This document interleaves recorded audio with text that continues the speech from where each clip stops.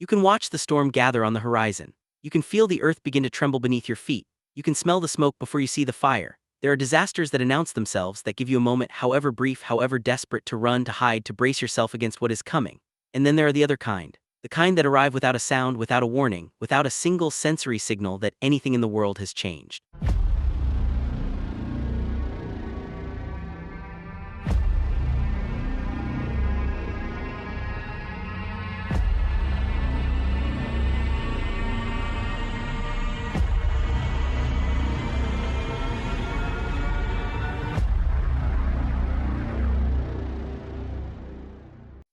The kind that find you sleeping and leave you that way. The kind where the last thing you ever knew was the ordinary darkness of an ordinary night.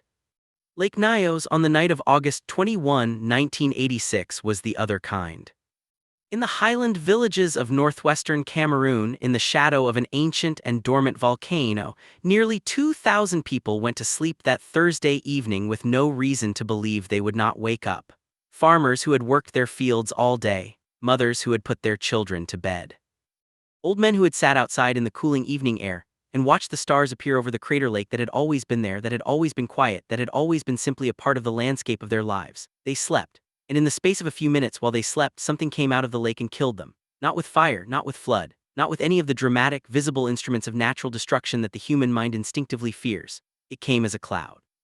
Silent, invisible, heavier than air, rolling down from the lake through the valleys and into the villages with the quiet inevitability of fog on a cold morning.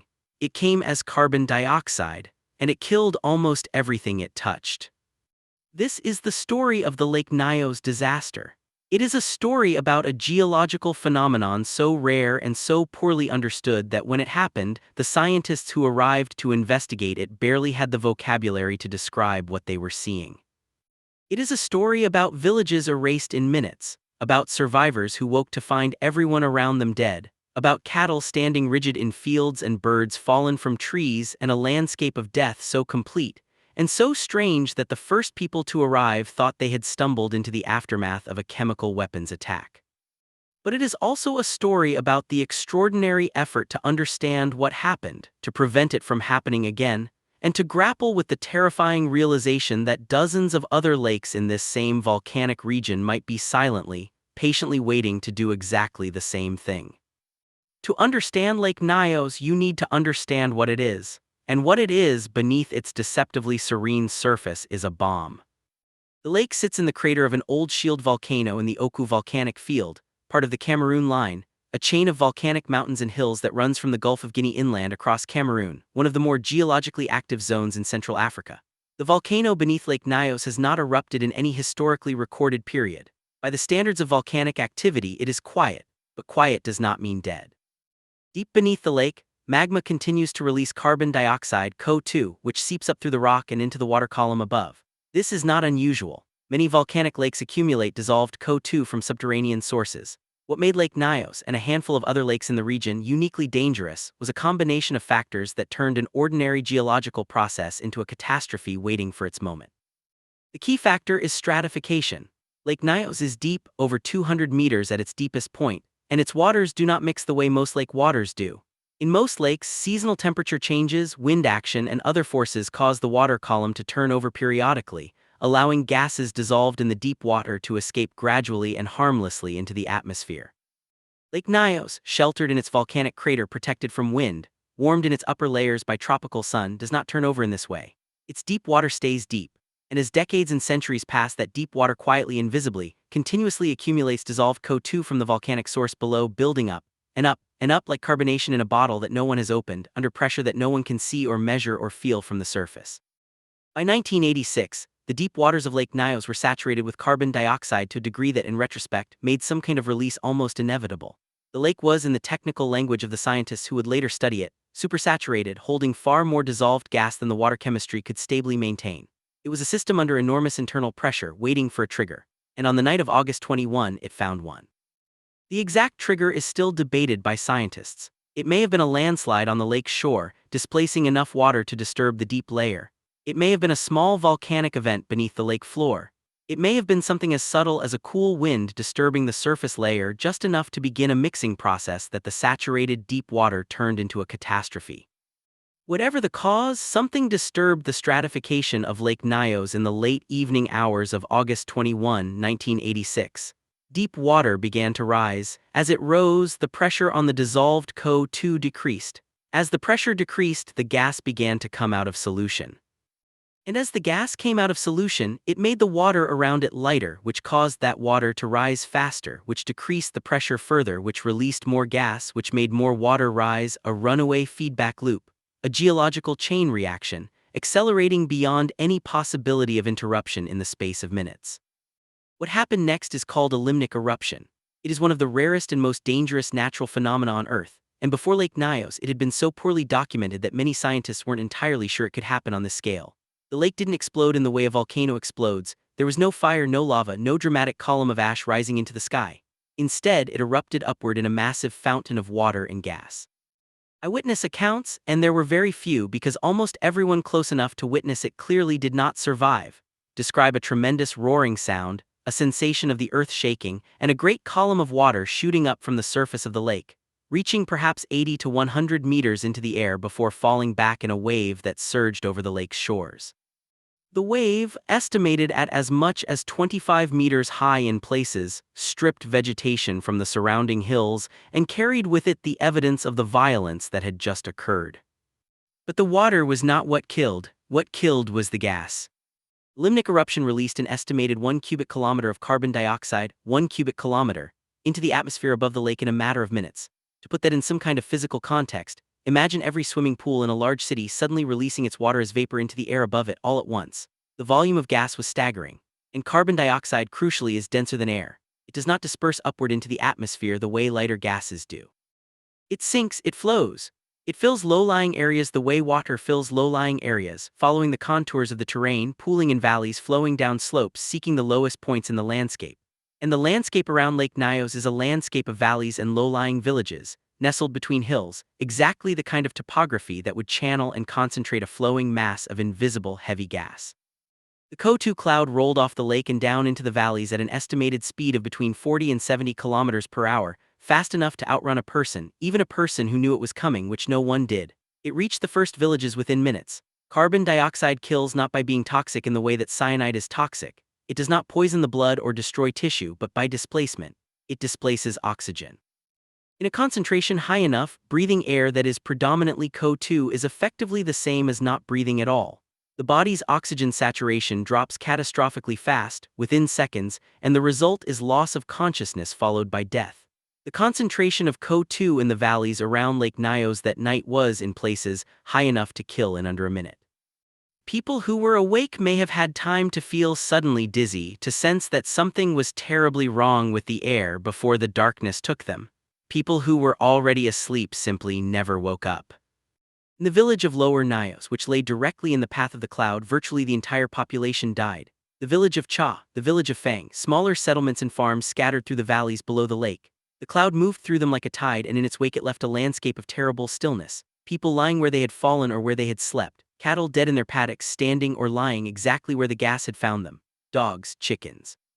Birds that had fallen from trees mid-roost. Insects. The carbon dioxide was so concentrated and the exposure so complete that even small animals with rapid metabolisms, animals that can sometimes survive brief exposure to low oxygen environments, had been killed. The silence that the survivors later described was not the ordinary silence of the countryside at night. It was the silence of a landscape from which life had been removed. A silence so total and so wrong that the people who entered those valleys in the days that followed described it as a sound in itself. There were survivors, not many and not from the most exposed areas but some, and their accounts are among the most haunting documents in the entire literature of natural disaster. Some survived because they were on higher ground, above the level of the gas cloud.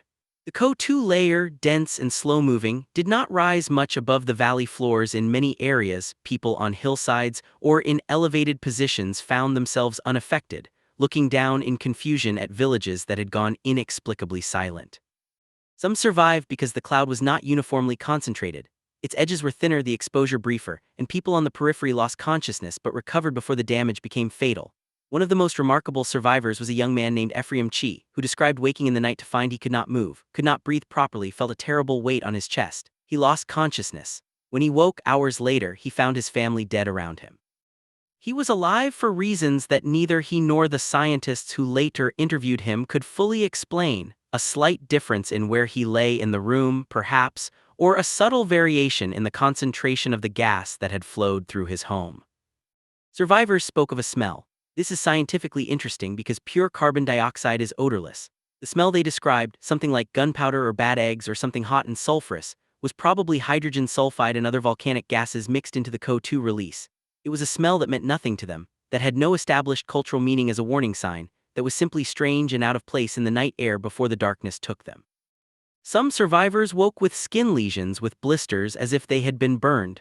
Scientists think this was caused by the slight acidity of the high CO2 air reacting with moisture on the skin, or possibly by the rapid changes in atmospheric composition.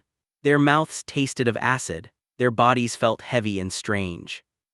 They rose from among their dead and walked out into a morning that looked entirely normal. The sun coming up, the hills green, the lake in the distance perfectly still and perfectly blue, and found that the world they had known the night before no longer existed. The death toll has been variously estimated, but the most widely accepted figure is approximately 1,746 people killed. Some accounts place the number higher, noting that the remoteness of the region and the completeness of the death in some villages made accurate counting nearly impossible. Nearly 4,000 people were left homeless. An estimated 3,000 cattle were dead. The economic impact on one of the poorest regions of Cameroon was devastating, and long-lasting livestock that families had spent years accumulating, gone in a night. Agricultural land abandoned because the survivors could not bear to return to the places where they had lost everyone they loved. Communities simply ceasing to exist, not because the landscape had been destroyed, but because the people who had made them had been taken. When the outside world learned what had happened, the initial response was confusion bordering on disbelief.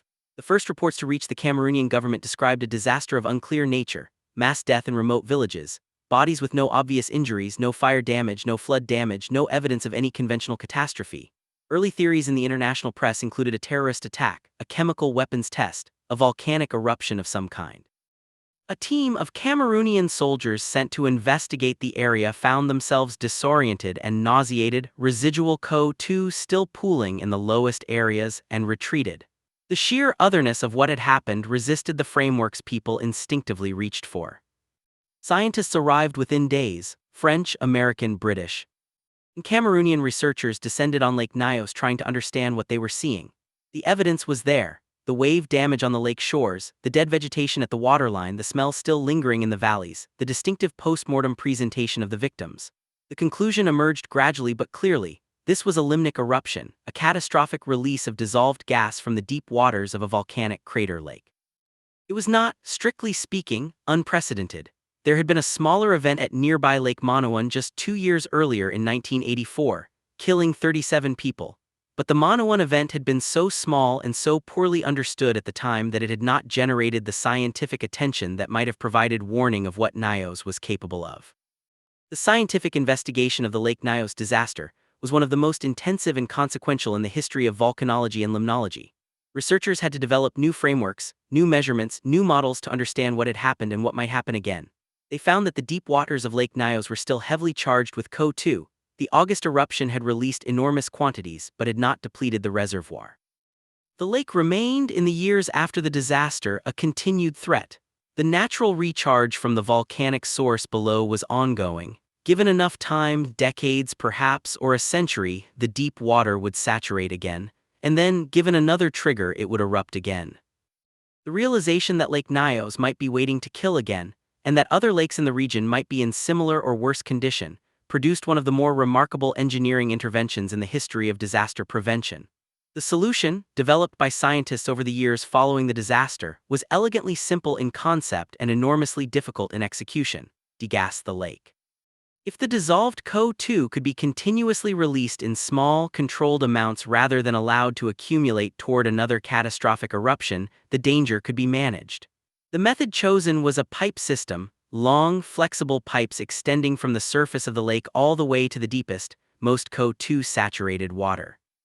The pressure differential between the deep water and the surface would draw the deep water up through the pipe. As it rose and the pressure decreased, the dissolved CO2 would come out of solution and vent harmlessly into the air above the lake's surface, in a controlled, continuous fountain. The first degassing pipe was installed at Lake Nyos in 2001, almost 15 years after the disaster. It worked. A fountain of CO2-rich water gushed from the pipe, venting gas continuously into the air above the lake in amounts too small and too dispersed to pose any threat to the surrounding area. Over subsequent years, additional pipes were installed, and the CO2 concentration in the lake's deep water has measurably decreased. It is slow work. The lake is large and the volcanic recharge continues. Full degassing may take decades more, but the trajectory is in the right direction. Lake Nyos is today somewhat less dangerous than it was on the night of August 21, 1986. Somewhat. The work is not complete. The pipes require maintenance. Funding has been intermittent. The political and logistical challenges of maintaining a complex scientific installation in one of the most remote and underdeveloped regions of Central Africa are formidable. The lake is safer. It is not safe. And Lake Nyos is not alone.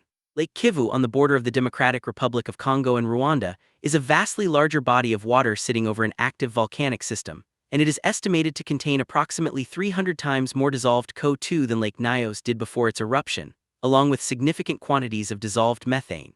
Lake Kivu is surrounded by densely populated shores. Roughly 2 million people live within reach of a potential limnic eruption from Lake Kivu. Scientists debate how real the risk is. The lake's structure, its mixing patterns, and the nature of its CO2 saturation are different from Nyos in ways that may reduce the risk of a catastrophic sudden release, but the possibility cannot be dismissed. The memory of Nyos makes certain that anyone who studies these lakes approaches them with an understanding of what they are capable of that the scientific community simply did not possess before August 21, 1986.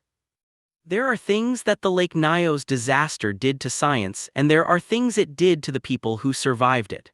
These are not the same thing, and it is important not to let the scientific story, compelling and consequential as it is, eclipse the human one. The survivors of the Lake Nyos disaster did not simply pick up their lives and continue. How could they? They had lost not just family members but entire communities. The social fabric of village life in this part of Cameroon was woven tight, extended families living in proximity, neighbors whose relationships went back generations, social structures built on the assumption of shared history and shared future. All of that was gone. The people who survived came back to villages full of dead. They came back to homes where the beds still held the shapes of the people who had slept in them. They came back to a landscape that looked exactly as it always had, the hills, the sky, the lake blue and still and utterly indifferent, and found that they could not inhabit it in the same way they had before. Many survivors were relocated. The Cameroonian government, with international assistance, established resettlement camps and eventually new villages for those who could not return. But the camps were inadequate, the assistance inconsistent, and the psychological support essentially non-existent. These were poor people in a poor country in a poor region, and the world's attention, as it always does, moved on. The scientific teams came and went. The journalists came and wrote their stories and left. The funding for research and degassing equipment arrived slowly in fits and starts, never quite enough and never quite on time. The survivors remained. Some returned to the villages near the lake, some never did. What happened to them in the psychological aftermath was what happens to all survivors of catastrophic, inexplicable loss: the grief, the guilt, the search for meaning in an event that offered almost none. Why did I survive? Why did my children not? What did I do or fail to do in the moment when it mattered? These are questions without answers. The carbon dioxide did not choose its victims. It flowed where gravity and topography directed it, indifferent to the worthiness or unworthiness of the people in its path. The randomness of survival, the person who happened to be sleeping on the uphill side of the house, the person who had gone to visit a cousin in the next village, the person whose window happened to be open in the right direction, is not a source of comfort. It is another wound. There is also the relationship between the survivors and the lake itself. Lake Nyos is still there. It is still blue. It is still surrounded by the green hills of the Cameroonian highlands. It is still beautiful in the way that dangerous things are often beautiful. The people who lived near it before the disaster had grown up with it as a benign feature of their landscape, a source of water and fish, a backdrop to daily life. After August 21, 1986, it was something else entirely. It was the thing that had killed their families. It was a presence that required a completely new kind of understanding, a new category of relationship. Not earthquake, not volcano, not flood, nothing their cultural and practical knowledge had prepared them to know how to live alongside. Just a lake that had exhaled and killed everyone. The scientific term for what Lake Nyos did is, as noted, a limnic eruption. But there is another term, older and less clinical, that some people in the region had been using for lakes like this for generations before science had any idea what was happening in their depths. In some local traditions, certain crater lakes were believed to be inhabited by spirits, to be dangerous in ways that were not entirely explicable, to require respect, careful behavior, appropriate distance. The knowledge was not formulated in terms of dissolved CO2 or volcanic geology. It was formulated in terms of the spirit world, of supernatural agency, of forces that demanded acknowledgement. But the functional content of the knowledge, these lakes are dangerous, be careful, maintain respectful distance, was correct. It was empirically derived through generations of living near these bodies of water and noticing over the long arc of collective memory that they were not quite like other lakes. This is not a coincidence. Indigenous and local knowledge about landscape and natural phenomena is so often dismissed by scientific institutions and then, eventually, partially vindicated by the scientific investigations that follow disasters. The people who lived near Lake Nyos did not have the conceptual framework to understand limnic eruptions. But they had the lived experience, or at least the inherited tradition built from lived experience, of knowing that this lake was to be approached with caution. That knowledge was not enough to save them, but it was not nothing. The gas pipe system in Lake Nyos is still running. It requires ongoing attention, ongoing funding, ongoing commitment from the Cameroonian government and the international scientific community. It is, in the grand scheme of global environmental concerns, a small intervention in a remote place affecting a small number of people. It rarely makes news. The scientists who work on it are specialists in an obscure subfield, their work unglamorous and far from the centers of scientific prestige. But what they are doing, day after day, is maintaining a barrier between the present and a catastrophe. They are keeping a lake honest. They are ensuring that the thing that happened on the night of August 21, 1986 does not happen again, or at least, giving humanity its best chance at preventing it. Because the lake has not forgotten. The volcanic source beneath it continues to breathe CO2 into the deep water slowly, continuously, as it has for thousands of years. The lake accumulates. It is patient in the way that only geological systems can be patient. It does not know that the pipes are there. It does not know that scientists are monitoring it, that governments have pledged resources to manage it, that the entire apparatus of modern earth science is paying attention to what happens in its depths. It just continues to fill, slowly, deep in the dark, building its invisible pressure, holding its lethal cargo in the cold and the silence far below the beautiful blue surface that the sun plays on every morning.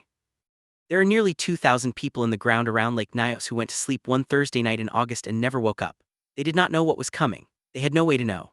The thing that killed them was invisible and silent, and traveled faster than any warning could have preceded it. They were farmers and mothers and children and old men, and they were living their lives in the ordinary way that people live their lives, right up until the moment when the lake decided to breathe. That is the thing that stays with you when you sit with the story of Lake Nyos long enough. Not the science, as extraordinary as the science is, not the engineering of the degassing system, as elegant as it is, not even the scale of the death, as staggering as that is. What stays with you is the ordinariness of the night before, the absolute unremarkable normalcy of those hours before the lake erupted. Dinner finished, fires banked, children settled, the ordinary business of a day concluded. The sky full of stars over the crater, the lake perfectly still, the world exactly as it always was. And then the gas. And then the silence. And then the morning coming up over hills that would never quite be the same again, no matter how green they stayed, no matter how blue the lake remained, no matter how completely the sun rose and the birds sang and the world went on in the oblivious way that the world always goes on. Some things that are lost forever. Some silences once made can never be entirely filled. The people of those valleys knew that. The survivors knew that. The scientists who came and took their measurements and installed their pipes and wrote their papers know it too, in whatever way scientists allow themselves to know things that fall outside the boundaries of data. Lake Nyos killed 1,746 people in a few minutes on an August night in 1986. It did it without warning, without malice, without any of the dramatic signals that nature usually sends before it destroys. It did it with a breath, and in the silence it left behind, it changed forever the way humanity understands the ground beneath its feet, the water in its lakes, and the invisible, patient, lethal power of the Earth's own exhalations. The pipes are still running. The water still rises through them, still foams and froths at the surface, still releases its cargo of gas into the open air where it can do no harm. The lake level has dropped slightly, the CO2 concentration measurably reduced. The work continues. It has to.